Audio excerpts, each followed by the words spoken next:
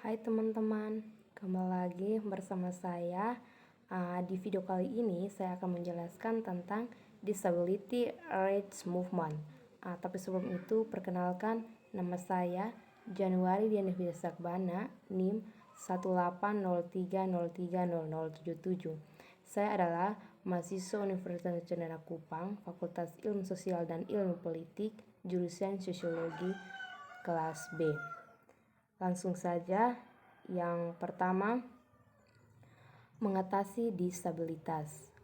Robert S.R. adalah seorang ahli listrik dan anggota Serikat Pekerja di Evansville, Indiana. Selama hampir 20 tahun, Bob Woodruff Jr. telah hidup dengan tantangan fisik. Ketika dia baru berusia 1 bulan, dia mengidap polio masa kecil. Penyakit itu membuat lengan kanannya lumpuh. Di sana, mereka akan menyusun Undang-Undang Nasional Amerika dengan Disability Acts atau ADA. Masing-masing mengungkapkan pola diskriminasi tentang penyandang disabilitas. Liz Card yang berusia 19 tahun adalah salah satunya. Suatu hari di tahun 1988, Lisa yang mengidap cerebral palsy ingin menonton film di sebuah teater di Tacoma, Winston. Pekerjaan mereka akan mencapai puncaknya pada tahun 1990 dengan ada undang-undang penting yang akan selamanya mengubah cara masyarakat Amerika Serikat melindungi individu menyandang disabilitas. Yang kedua, dikirim ke ketaatan. Di Amerika Serikat, undang-undang tentang penyandang disabilitas sudah ada sejak zaman kolonial sebelum negara itu merdeka dari Inggris Raya. Di Plymouth Colony, sebuah undang-undang disahkan pada tahun 1636 untuk memenuhi kebutuhan mereka yang tidak lagi berbadan sehat. Beberapa komunitas mulai mendirikan lembaga pada tahun 1700-an. Benjamin Franklin membantu mendirikan rumah sakit Pennsylvania pada tahun 1751, termasuk fasilitas untuk mengobati penyakit mental. Tetapi pengobatan tidak selalu tercerahkan. Pada tahun 1756, petugas rumah sakit mengikat pasien ke dinding ruang bawah tanah.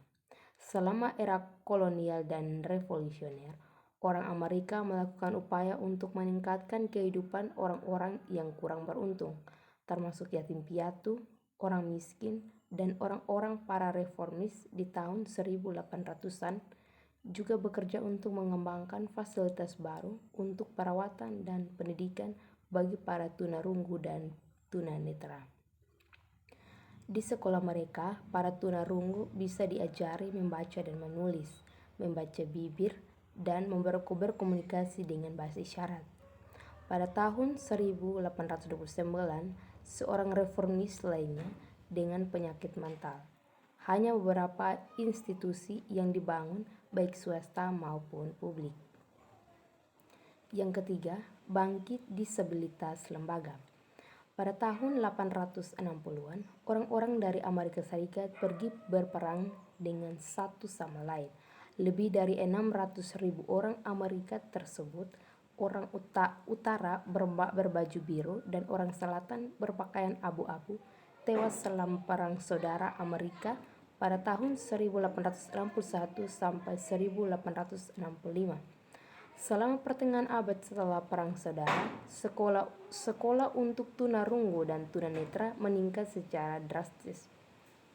Pada tahun 1900, lebih dari 130 sekolah asrama untuk tunarunggu telah didirikan. Sekolah juga didirikan untuk siswa penyandang cacat lainnya. Selama 20 tahun pertama tahun 1900-an, orang Amerika mengalami era perubahan sosial dan politik. Periode ini kemudian dikenal sebagai era progresif. Sejumlah besar orang mendukung reformasi politik, termasuk undang-undang baru yang melindungi pekerja, perempuan, anak-anak, dan lainnya. Beberapa undang-undang progresif membantu mereka yang menderita cacat karena kecelakaan kerja. Yang keempat, pekerja bukan tin cups. Seperti setelah Perang Saudara, banyak orang Amerika dipaksa untuk menyandang disabilitas secara berbeda. Veteran Perang Dunia Pertama menyandang cacat diperlakukan dengan lebih hormat karena mereka telah terluka melayani negara mereka. Setelah perang, poster palang merah ditempel di seluruh negeri untuk mendukung bisnis yang memperkerjakan veteran penyandang disabilitas. Pada bulan Oktober tahun 1929, pasar saham jatuh, menyebabkan ekonomi negara jatuh bebas dan depresi berat. Sepanjang tahun 1930-an, bahkan ketika orang Amerika berjuang melalui depresi hebat, para penyandang disabilitas di negeri tersebut membuat kemajuan lebih lanjut. Ada program bantuan yang baru menyediakan dana bagi keluarga yang membutuhkan. Program kerja seperti administrasi pekerjaan umum dan administrasi kemajuan pekerjaan membantu menyediakan pekerjaan sementara untuk pria dan wanita, mulai dari konstruksi berat hingga proyek seni. Pada Januari tahun 1935, dalam pidatonya di depan Kongres, Presiden Roosevelt menyerukan undang-undang baru untuk mengatur berbagai kelompok orang Amerika, termasuk warga negara yang lebih tua, anak-anak miskin, dan mereka yang memiliki cacat fisik. Hasilnya adalah RRU Keamanan Ekonomi yang menciptakan kerangka kerja untuk ketiga program federal: kesejahteraan, kompensasi pengangguran, dan asuransi hari tua. Yang kelima, polio, perang, dan tampilan baru. Pada saat depresi hebat, satu penyakit menyebabkan beberapa orang Amerika menderita. Lihat baru apa arti hidup dengan disabilitas. Penyakit itu adalah polio. Pemerintah federal mengalihkan perjuangannya dari memerangi depresi hebat menjadi lawanan Jerman, Italia, dan bahaya perang seperti semua perang Amerika Serikat, Jepang yang menyerang pangkalan militer Amerika Serikat di Hawaii pada bulan Desember tahun 1941.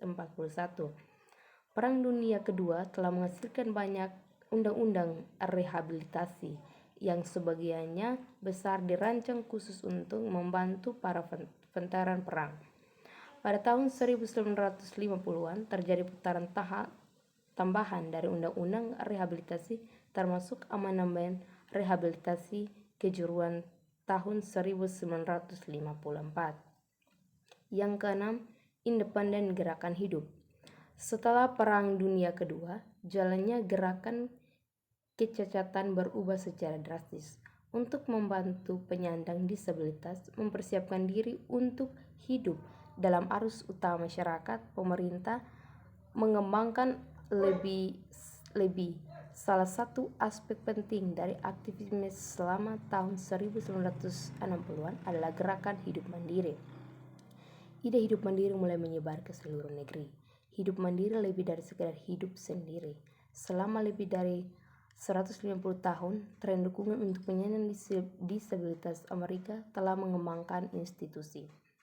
Kesempatan hidup mandiri bervariasi dan termasuk tempat-tempat seperti pusat hidup mandiri, pusat kesehatan mental komunitas, dan rumah kelompok.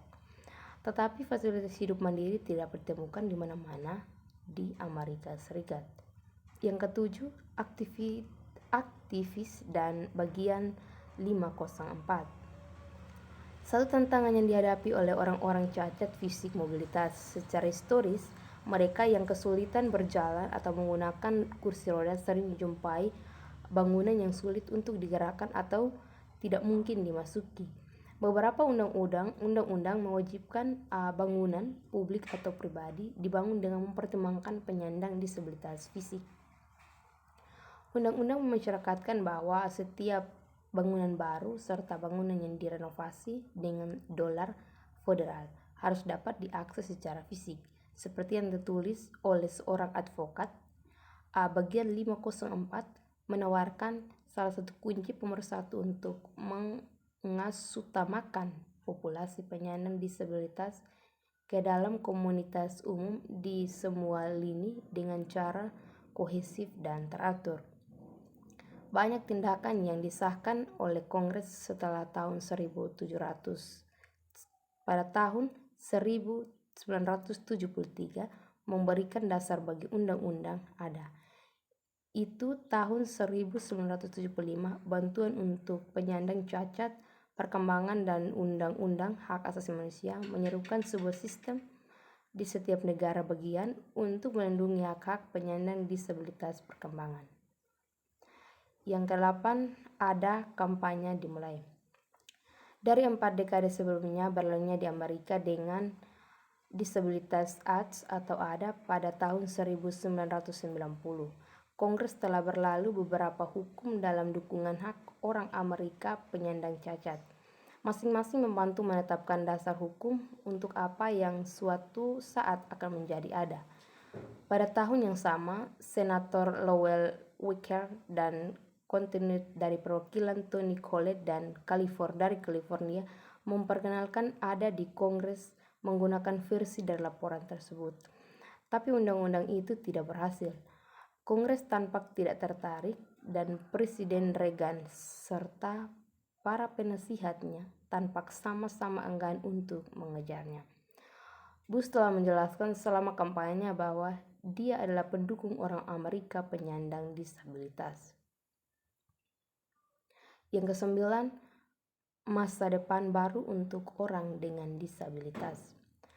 RUU ADA yang diusulkan menetapkan momentum sekitar 180 organisasi nasional secara terbuka mendukung RUU tersebut, yang sebagian besar adalah kelompok berorientasi disabilitas. Demonstrasi publik yang mendukung RUU tersebut diselenggarakan di Washington, D.C.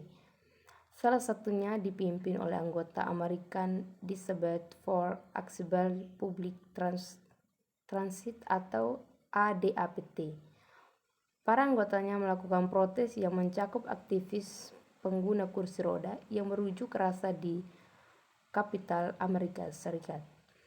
Pada bulan Maret tahun 1990, hampir 500 orang banyak di kursi roda melakukan protes di luar Gedung Putih untuk mendukung ADA.